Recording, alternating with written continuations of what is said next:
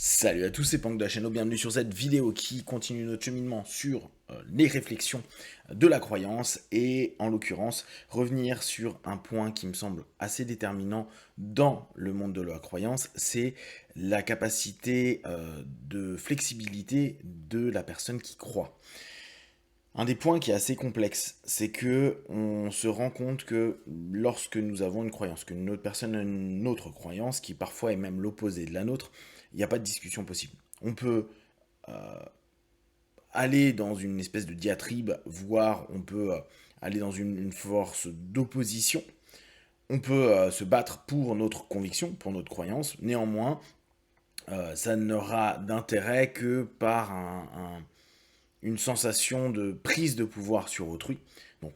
pourquoi pas, hein, ça peut être une guerre sémantique, malheureusement ça peut aller sur une guerre physique au bout d'un moment, on le voit bien, deux personnes qui ne croient pas la même chose et que les deux personnes veulent se battre pour leurs croyances, vu qu'en plus ils ont l'ensemble des historiques et des biais qui confirment leurs croyances, bah, ça peut aller très loin jusqu'à de la violence physique, etc.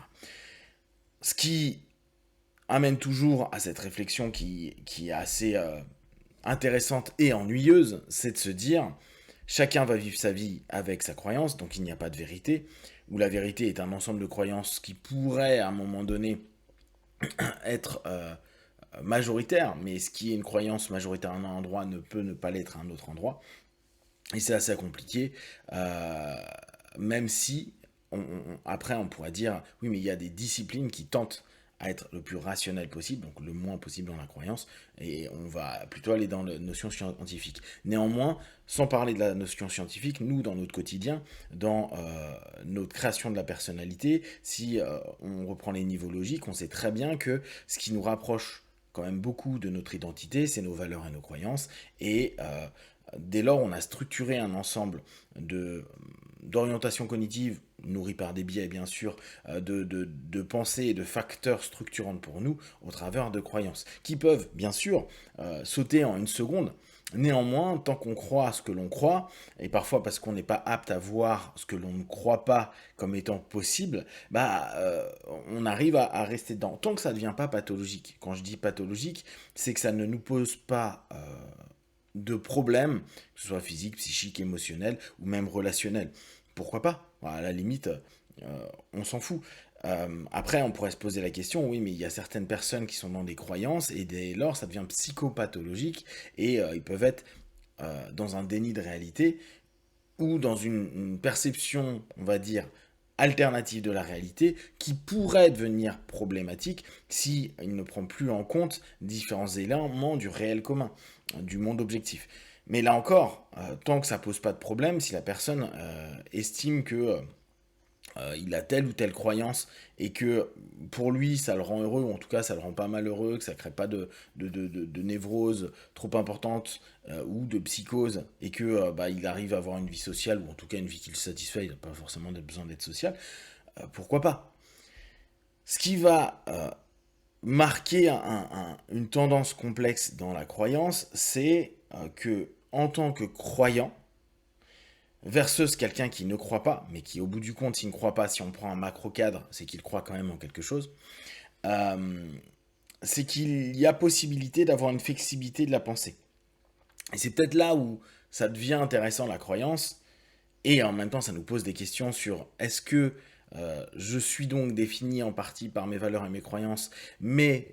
est-ce que mon identité est réellement associée à ça? Parce que si je change continuellement mes croyances, ce qu'on peut faire, hein, je peux croire que c'est bon, puis après que c'est pas bon, je peux croire que je t'aime, puis après que je t'aime pas, je peux croire que je vais réussir, puis après que je réussis pas, pourquoi pas? On peut constamment changer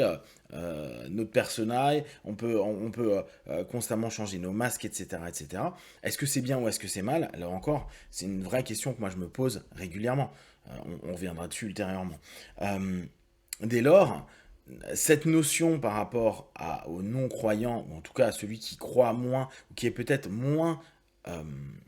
dans la croyance, qui peut en croire en partie sans être complètement plongé dedans, c'est une capacité de percevoir des options et des alternatives. La possibilité du non-croyant, ça va être de se dire, ou du moins croyant, parce que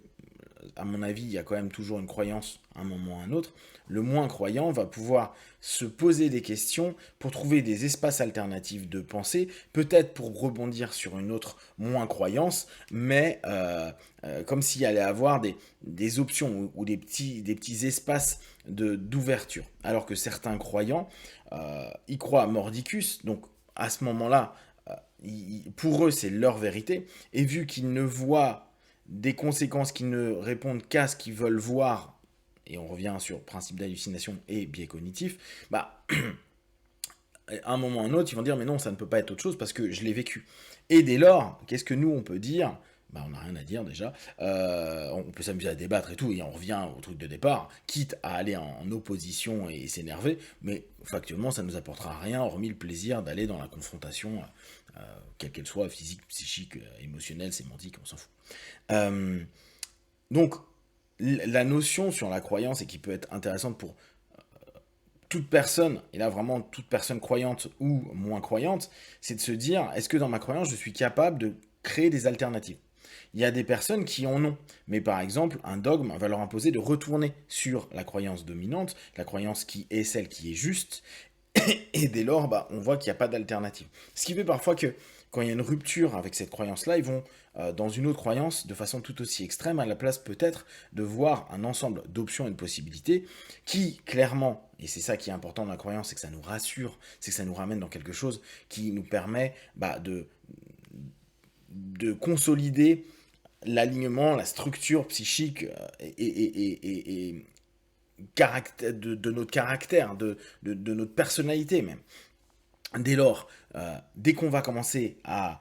créer des options, ça donne une forme d'aspérité de soi-même, où ce qu'on était persuadé d'être devient peut-être que l'on est cela, mais on n'en est pas tout à fait sûr, et ça crée un doute. Et le doute peut mettre vraiment mal à l'aise. Et on connaît tous des personnes qui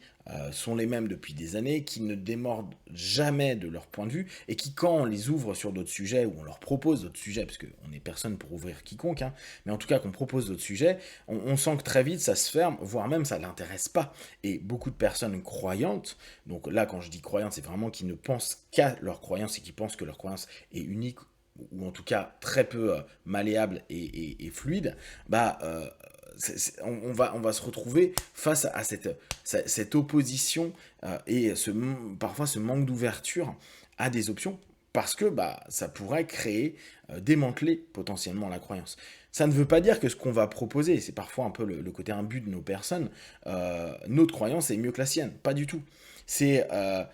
juste dire, bah, je sais que moi, ce que je crois est faux, euh, je pars du postulat que les autres ont faux aussi, que l'ensemble des croyances peut peut-être ramener vers un vrai, mais c'est pas tout à fait sûr. Et là, bien sûr, hein, je me sépare de la notion scientifique, je pense vraiment ces croyances du quotidien, ces croyances spirituelles, intellectuelles, ces croyances qui sont là dans notre vie de tous les jours. Bah, on se rend compte que plus on arrive à avoir une flexibilité, plus on arrive à rebondir d'une croyance à une autre sans adhérer à l'autre, comprendre ou entendre au moins la croyance de l'autre et se dire ah ok d'accord, même si j'y adhérerai jamais, je peux l'entendre, je peux la structurer, je peux en discuter, je peux m'interroger et l'interroger, etc., etc.